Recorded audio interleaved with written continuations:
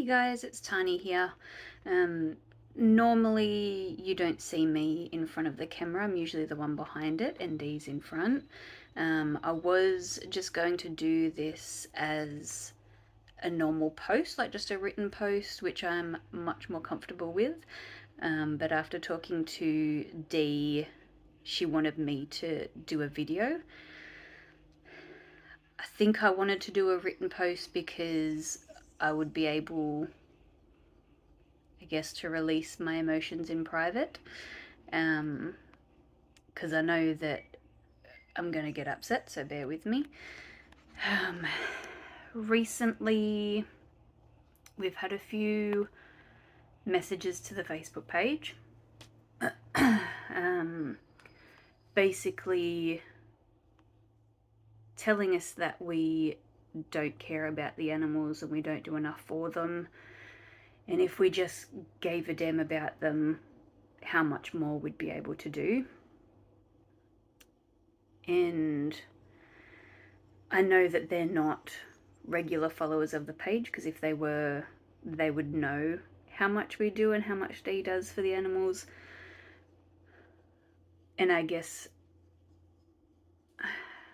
probably unlucky for them, that message came to me and not to Dee or one of the other girls, who probably would have just let it slide. It didn't sit well with me, so those messages were replied back to with a bit of force. It's hard to know what we go through day in and day out. It's hard to explain it to people who have never been through it before. So, as I've mentioned quite a few times before, obviously being in rescue for so long, you get a lot of mental baggage with it. So I've talked quite openly about being in therapy and trying to look after my mental health that way. And it was even amazing talking to her, like my therapist. She didn't quite get it until sort of realizing that, we have PTSD, and like the horrors that we see, it stays with us. And she even said that it was similar, like I was having similar PTSD to what people who work with like abused children and things do, like the childcare workers. So, and like your first responders and things like that, like you just see awful things. And I don't want to compare us to them or anything like that. We all see different things, we handle things differently. But I just wanted to basically, I guess, tell everybody that those kind of comments and messages, you may think that you're just sending it to a rescue group as a unit, but we're individuals and we feel quite deeply. So when animals come into us, not just animals up for adoption, but animals who are on impound and things like that, they get to us. They dig themselves into our hearts and our souls, and they become a part of us. And that's not, I suppose it doesn't just end when they leave the facility. Like if they get transferred to another rescue group or if they're adopted, that bond doesn't leave. We still try and keep in contact with the people who have adopted from us, with the rescues who take dogs from us, because we care about the well-beings and the future of these animals. When we ask for updates, we're not just doing it to sound like we care or to look cool or whatever. It genuinely brings us joy when we get to see the animals that we love be loved. We have a great community.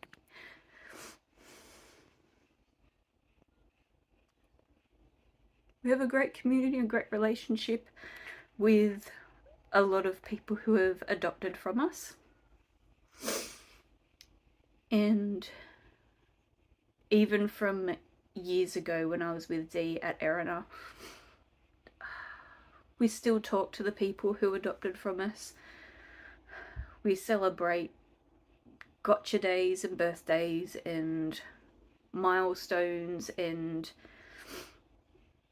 fun times with them. We try and be a support system for them if they're having issues, or we try and sort of help them through problems and things like that.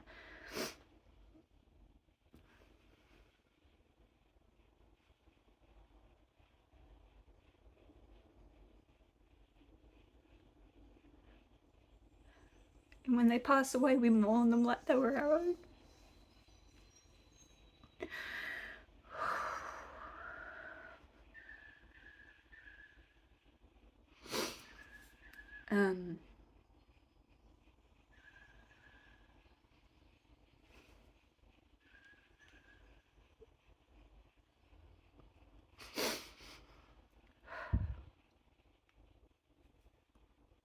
Yeah, they have a way of digging into your soul. And when we hear the sad updates that these dogs have now passed on, we grieve for them. Well, it gives us a little comfort that they were in a loving home and they got to experience love before they passed.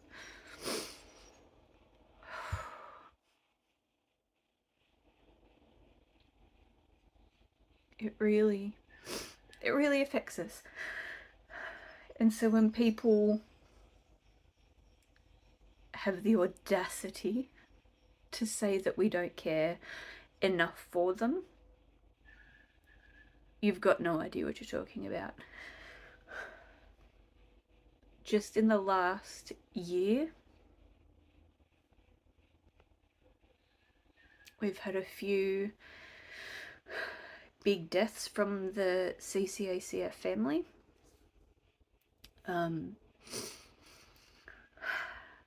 One of our previous staff members, she moved to Tasmania on a big property, and her pup that she adopted through us, Charlie, they believe that she might have been bitten by a snake and she passed away. We had volunteers from Erina. In 2 years, they lost 2 of their older cavaliers that they got through us, Ben and Paslow.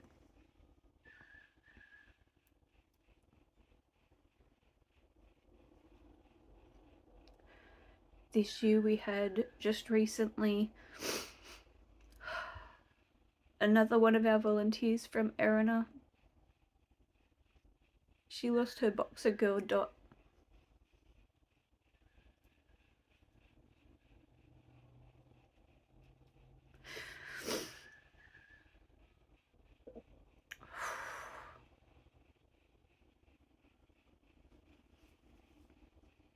And then we also had some of you long-time CCACF followers may remember a video that went, I don't want to say it went viral, but it went pretty crazy. Within 24 hours of the video being up, it had over 40,000 views. We had a long-term dog at Erina named Sarge. He was at the facility,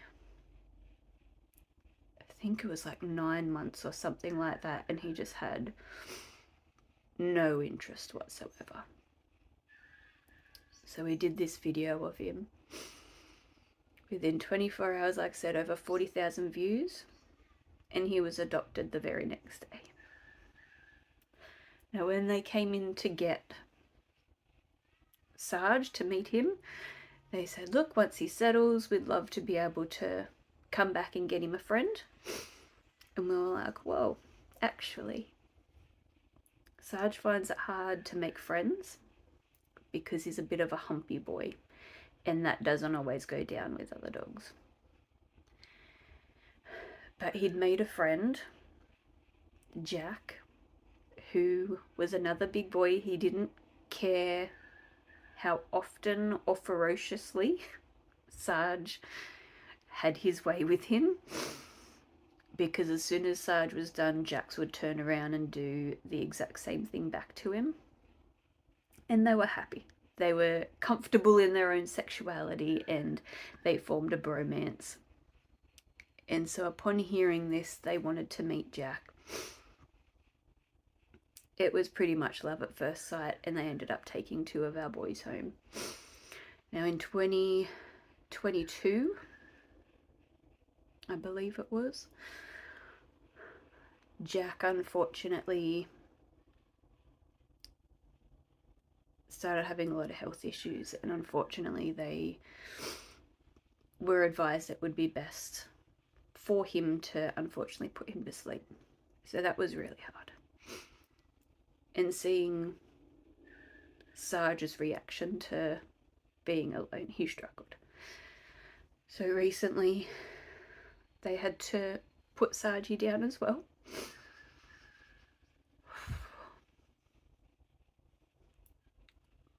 So same as with Ben and Paslow, it's a comfort knowing that the boys are back together again. But it's hard, guys.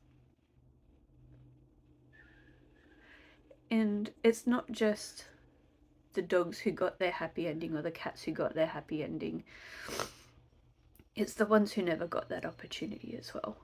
So the ones, when we were going through all the parvo, how many of you guys remember their names? We do.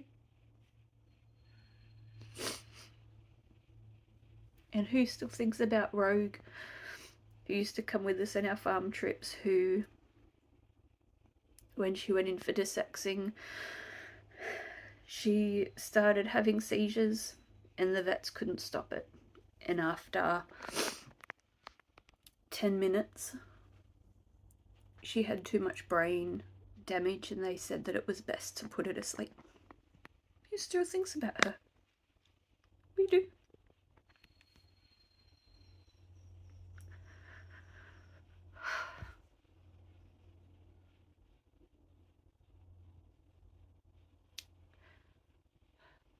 I don't even really know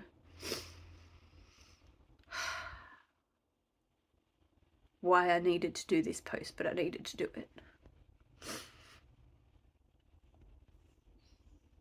Until you have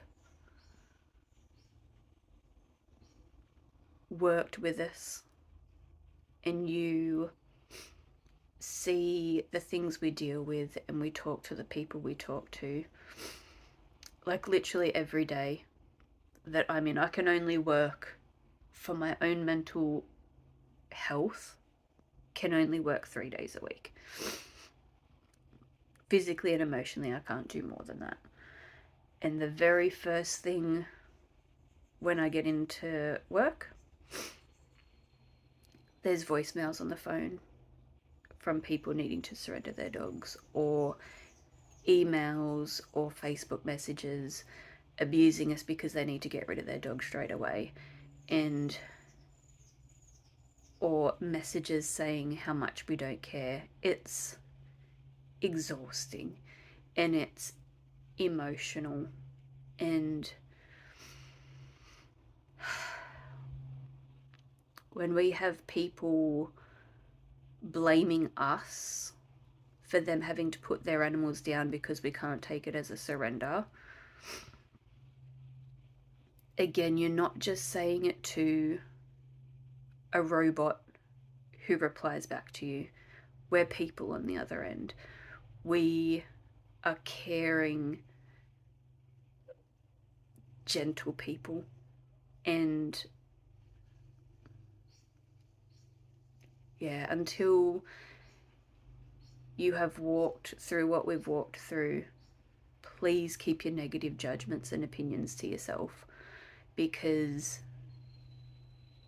our job is hard enough without having to try and fight that as well. And unless you carry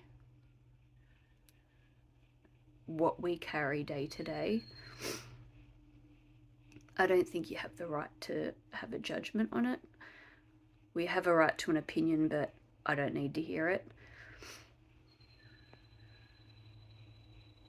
I mean, even from Erina, I have a notebook that has the name of every dog that passed away, or every animal, sorry, not just dog, every animal that passed away while I was working there. And these were even puppies who were born not breathing, and animals who again had parvo and intestinal issues that couldn't be saved by surgery, that were on the operating table when they passed. And until you carry all of those animals with you, I don't think it's fair to make judgments. So just remember that next time, please. We're human, we're gentle, and we feel. We really feel. And I'm going to put up some photos of the guys who have recently passed away so that you guys can see their beautiful faces as well, but these aren't the only ones. They're not the only ones. And unfortunately, they're not going to be the only ones. But they'll stay with us. We'll carry them around right here. And we'll continue to mourn for them and think of them so that they'll never be forgotten. So this is just a couple of them, guys. Thank you.